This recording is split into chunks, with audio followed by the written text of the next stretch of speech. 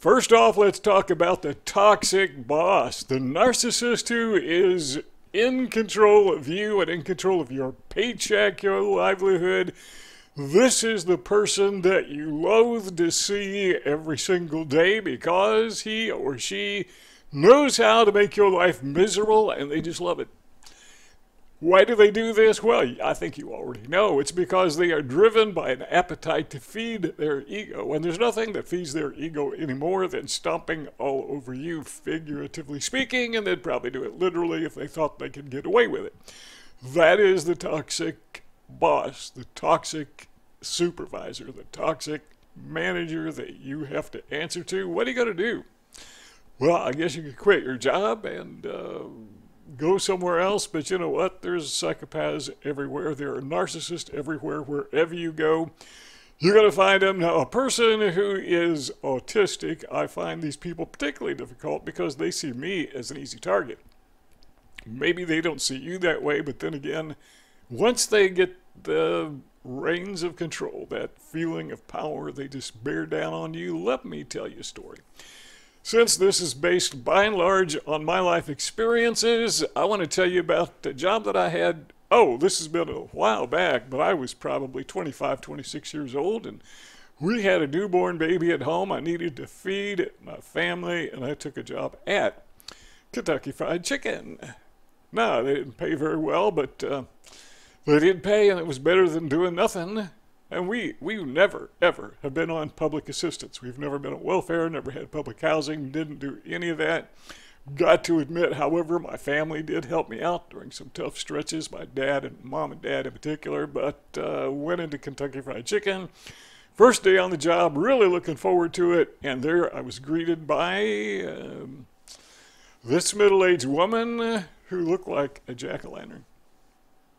I mean, she had that demonic glow on her face like she was going to really enjoy making my life miserable. And you could just see it in her face. And I'm not good at reading facial expressions. That's one of the reasons that people take advantage of me too often. But this was unmistakable. This was a psychopath. I didn't know it at the time. I thought, okay, she's having a bad day or whatever. I'm here to work and we'll get together. I'm sure once she gets to know me,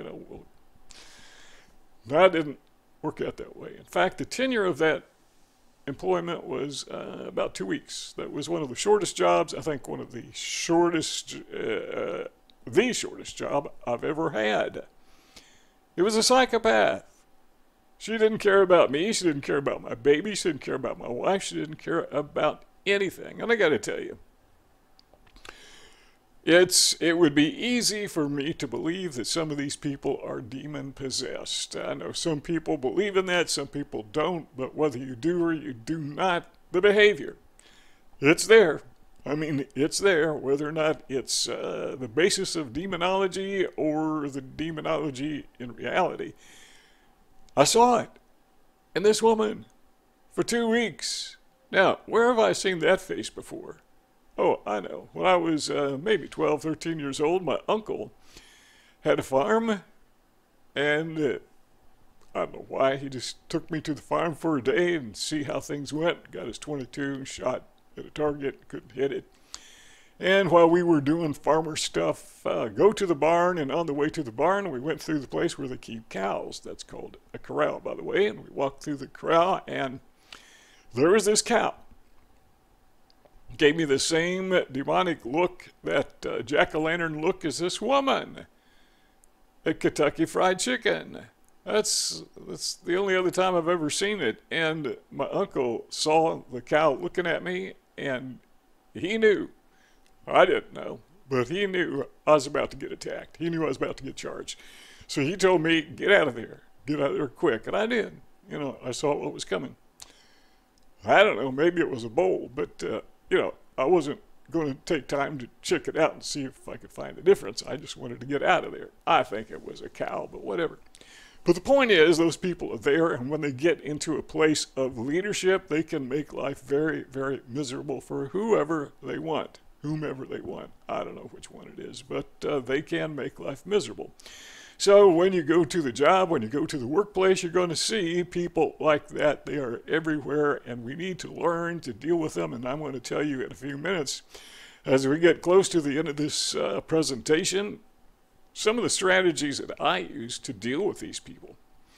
Number two, you may notice there is a narcissist in the works when coworkers become distant.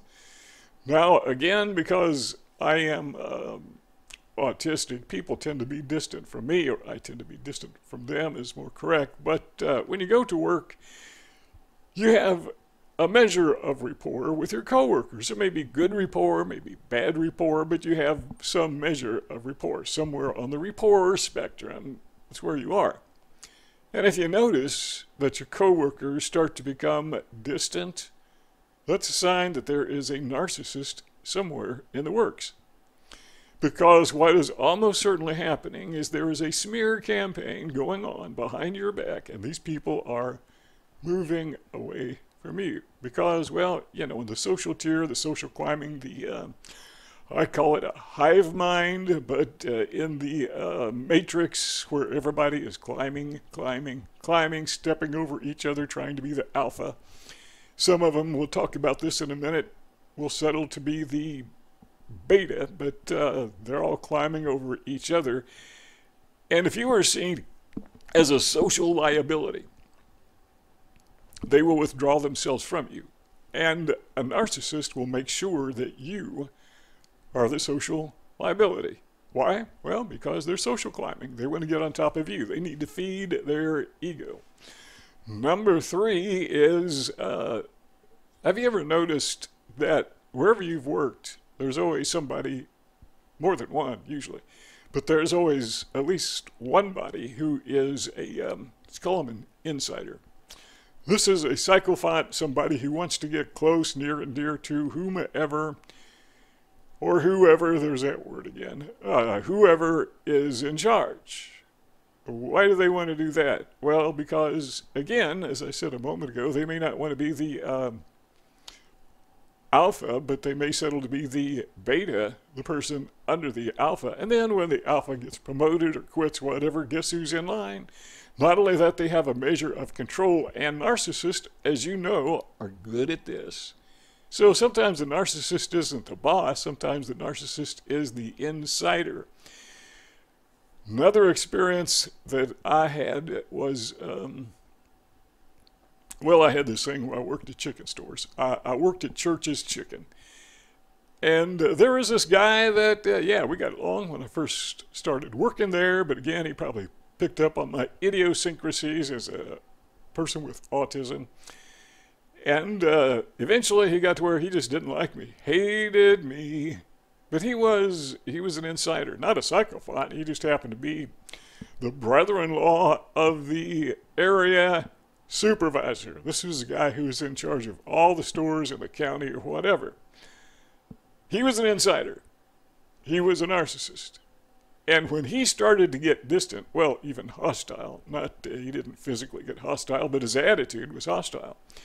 I found myself in a position where, you know, just working there was just not possible. It wasn't tenable because he had that direct access. And that was the end of my job. He just made sure that I wouldn't survive for no reason. I was a good worker. You know, I went to their training, and I did really well in their training, and I had a good attitude. I never showed up late. I was always there, and he made sure that he just didn't like me, wanted me gone, so I was gone. So look out for the insider, the psychopath, or the relative, or somebody who's the drinking buddy, or somebody who's fooling around, let me say it that way, try to be tactful about it, with a supervisor. That's the insider. Number four is what I call the one guy syndrome. This is kind of the same thing, but not really. This is not necessarily the insider. This is just one guy. I mean, every place I've ever worked, with a few exceptions, but every place I've ever worked, there was always this one guy who didn't like me. Well, I don't know why, but that's not surprising because there are so many narcissists out there. It's reasonable to believe there will be at least one guy. Sometimes there's more, but there's one guy, one narcissist who wants to make life miserable for you. Do you know that one guy? I mean, I can actually name him. As I think back over the jobs I had, most of them were back in the 70s and 80s, but I can still remember them, remember what they look like, what they act like, remember their names. There are narcissists everywhere, and you need to learn to deal with them. And if you can't get along with them, you have to get away from them. And if you can't get away from them, you have to get along with them. And some narcissists, you can't get along with them, so you have to get away with them. But you gotta work. You gotta have a job. So it makes life very difficult. All right, number 5 is something that narcissists will do to you when you're at the workplace. If they can at all, if they have any influence at all, they want to get you out of that workplace for they just, flexing their muscles. And they may make sure that you don't get the proper training so you can't do your job right. Yeah, that's seriously a problem. Now, I worked a job in this is after I was married, approaching middle age. Well, I was middle aged. I was in my 30s, and I needed some extra income. We're going to talk about that a lot more at the end of the video. How to, have a plan B and C and check so you can overcome this. But my job was to work at the front counter of the cable company. So people come in to pay their bills, I take care of them. People come in to upgrade the service, downgrade the service, cancel the service, start their service, whatever. My job was to take care of it. So they hired me to do that and a few other things, but there was no training. Now, this was the mid-'80s, and personal computers were just becoming a thing, and I didn't know a whole lot about computers. But they put me on the front line, the front desk, at a computer terminal, and I had no idea how to use this thing. And they wouldn't train me. Okay, well, there was a coworker there, so I'd ask the coworker, could you show me how to do this? And they just ignored me. Why is that? Well, narcissists, they don't like to help people, particularly when they are trying to climb their way up the matrix, climb their way up the hive mind, trying to become the alpha. And it is just anathema that another worker would know something that, in this case, it was a woman, that she would know. So she wouldn't answer me. How do you do this? Wouldn't tell me, just ignored me. Learn it yourself. I'm sure that's what she did. I don't think so. But sometimes narcissists will try to get rid of you by making sure that you don't have adequate training to do your job. And if you can't do your job, you don't have a job. Number 6 is what I call, for lack of a better term, just feedback. You have a narcissist that's running your department or your company or whatever. They may give you feedback, negative feedback, because if they do this enough, you've got all these sessions where you were told you're not doing this right, and they'll always find something, and then you're gone. Narcissism at its best. Now, if you have a competent human resources department, bigger companies have those, what they will do is they will see to it that you have a meeting with your supervisor or supervisors intermittently and regularly scheduled times, like every 3 months, maybe once a year. So you'll get feedback on how you're doing. But if somebody, one of the supervisors just wants to have a meeting with you, there's a good possibility that this is either a narcissist or somebody who is influenced by a narcissist. And they are setting you up to be fired. So they bring you into the session, bringing you into the meeting, you and this guy, maybe another person, and they're going to give you bad review. All right, let's go back to number 1. Remember, I was working at the Kentucky Fried Chicken store, and the owner came in. This guy about my age. Now, you're wondering, how could a guy that young, mid-20s, own a chain of restaurants? And the answer is, his dad died and left it to him. This was not a smart business person. This was a guy who inherited his business. So he came in and said, we need to have a talk. All right, sat down at the booth, in the restaurant, and then the manager, the pumpkin, came along and sat down with us, and the owner said, did you memorize the menu board? The menu board that's behind the counter at Kentucky Fried Chicken? I said, no. I mean, nobody does. Who would do that? You can read it. And then he asked the manager, the narcissist from hell, did you tell him to memorize the menu board? And of course she said yes. What was that? Well, that's what you call triangulation. It was a setup. They knew when I got to work that day, they were going to come up with some plot to fire me. Why? Well, because because she didn't like me. I didn't fit into her scheme of things. They do those things. So sometimes they will have these feedback sessions to set you up to fire you. In this case, it was just one session, and it was over probably in 2 minutes. Number 7, a way that narcissists will try to get you out of the workplace is, if they're in control, is through misplacement. That is, they'll put you somewhere where you just don't belong. Someplace you're not qualified to work, or maybe they'll put you with somebody that you can't work with, somebody who's a jerk, or maybe they'll set up somebody to work with you and make your life miserable. But whatever, it's misplacement, and you know you can't continue to work like this or you go crazy. It's a way narcissists like to push you out of a job.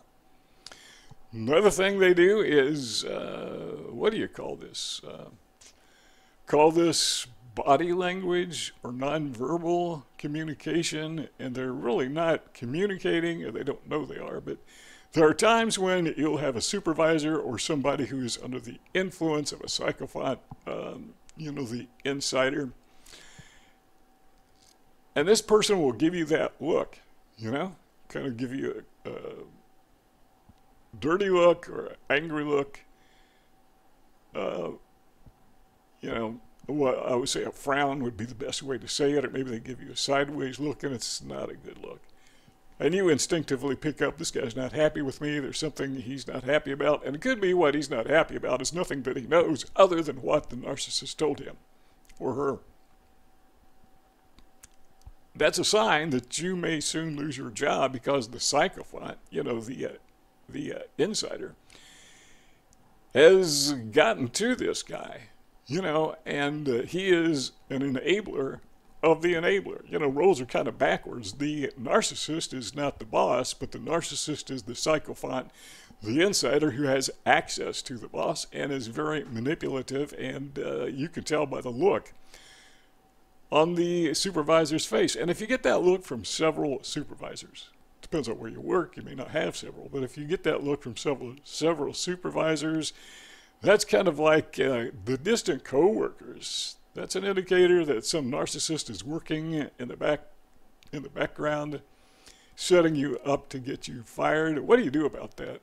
Well, here's something that I wish I had learned when I was younger, but I didn't. And that is, take notes. Remember Rain Man? Dustin Hoffman character, Raymond, I can't remember his last name, the character's last name, but he took notes. He wrote down everything. And you know what? That's a good idea. You may say, oh, Rayman did that. Yeah, but it's a smart thing to do. Now, this day and age, we didn't have it in my day and age, but this day and age, we have video cameras. We have, our cell phones can be used as audio cameras. I don't know if it's legal to do it where you work, where you live. Sometimes some companies have policies that you can't record anything when you're on their property, but some don't. But it doesn't matter. Get home at night, and if you can't record anything, just write it down. What incident happened? Be Rain Man. And keep track of it. Take notes when these things happen so you have something to fall back on. Number 9 is this. Sometimes they will just set you up, and we kind of touched on this earlier, but they will set you up. The narcissist will set you up to fail.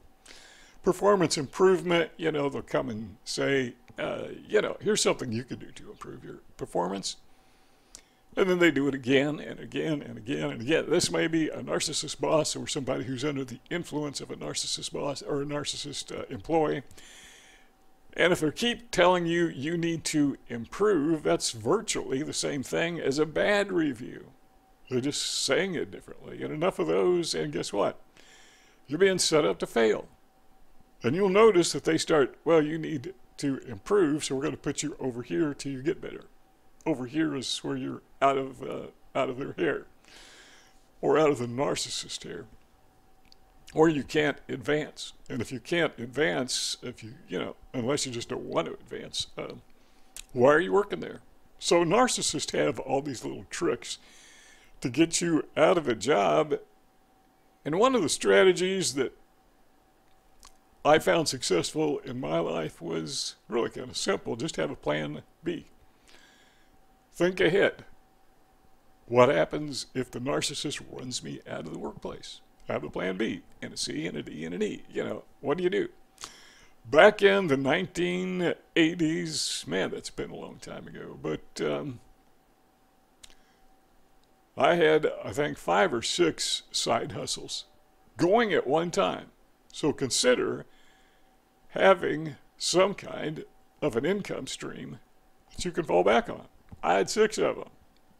Come to think of it, that was my income.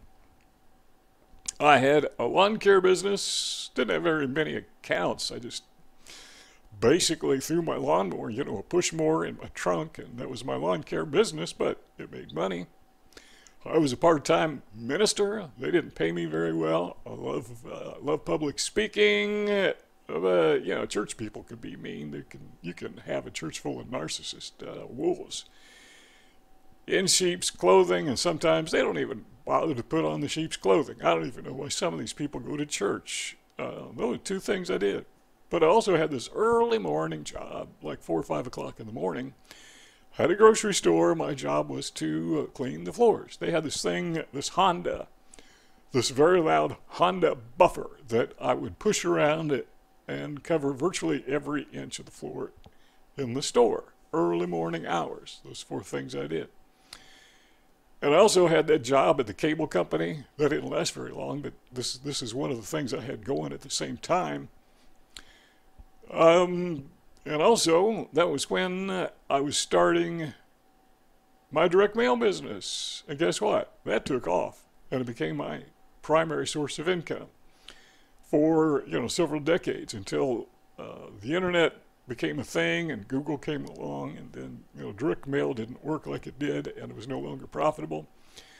So those are 5 things, 5 income streams I had going for a brief time anyhow, all at the same time. Plus, number 6, my wife was babysitting.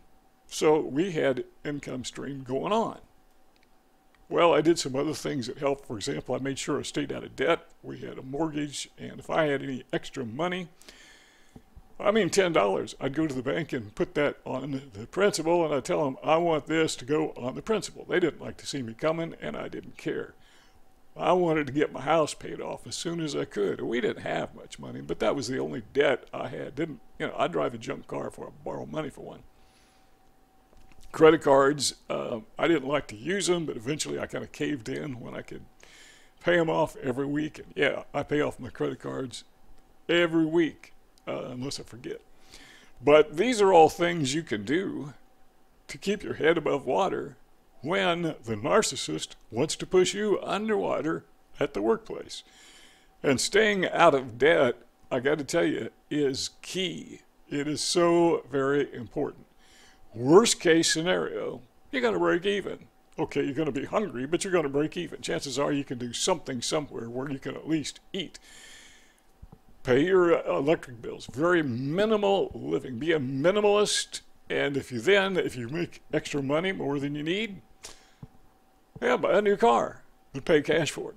You know, go out to eat. Take your wife out to eat, or if you're the wife, take your husband out to eat, whatever. But stay out of debt, have extra income streams, but still go to work and deal the best you can with a narcissist. And always remember, these people will always, always be there. This very moment, as we're speaking, closing with this, there's a narcissist being born. I mean, like every minute. So there's just this ongoing stream. They don't stop coming, and it's been that way ever since there's been humans. So we can't make them go away, but what we can do is we can deal with them successfully, or effectively, I should say, and we can at least be aware of the strategies they're using throughout our lives, including the workplace. If you got something out of this presentation, subscribe to our channel, be part of our family. Give us a thumbs up if you think this video deserved it. Leave a comment if you want to add to the conversation or start a conversation. And one thing that helps us a lot, if you want a little payback, is post this video, link to this video on social media like X, Twitter or Facebook or whatever social media you use. Thanks for stopping by. We'll see you all next time.